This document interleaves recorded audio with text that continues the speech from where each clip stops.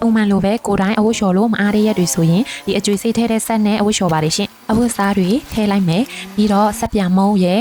အမွှေးရည်နည်းနည်းလေးထည့်လိုက်တယ်ပေါ့နော်ဒီအကျွေးစေးထည့်တဲ့ဆက်က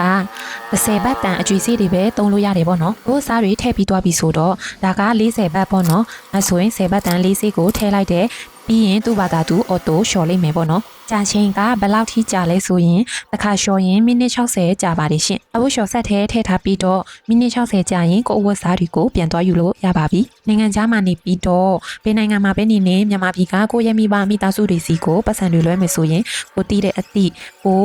ယုံကြည်စိတ်ချရတဲ့အသည့်တွေစီမှာပဲပတ်စံလွှဲကြပါရှင်ခုခေတ်မှာလူလိမ်တွေအယံများလာတဲ့ခေတ်လို့လည်းပြောလို့ရတယ်ဒါကြောင့်ဘသူကမှအလွယ်တကူယုံကြည်ပြီးပတ်စံတွေလွှဲတာမျိုးမလုပ်ပါနဲ့ရှင်ကိုမတီးတဲ့သစိမ်းတွေစီမှာငွေလွှဲရင်ပိုတတိထားစေချင်ပါတယ်ကိုငွေလွှဲပေးလိုက်တဲ့လူရဲ့အိမ်ကိုတီးတယ်သူနေတဲ့နေရာကိုတီးရင်ပိုကောင်းပါတယ်ဒီနေ့ကနိုင်ရက်လေးပေါ့နော်အခန်းတန့်ရှင်ရေးလုပ်ရင်အဝတ်အစားတွေလျှော်ရင်ဟိုလှုပ်လိုက်ဒီလှုပ်လိုက်နဲ့ပဲတနေ့တာကုံဆုံးသွားပါတယ်ဒီနေ့တော့ဒီလောက်ပါပဲနောက်ဗီဒီယိုမှာထပ်ဆုံကြပါမယ်ရှင်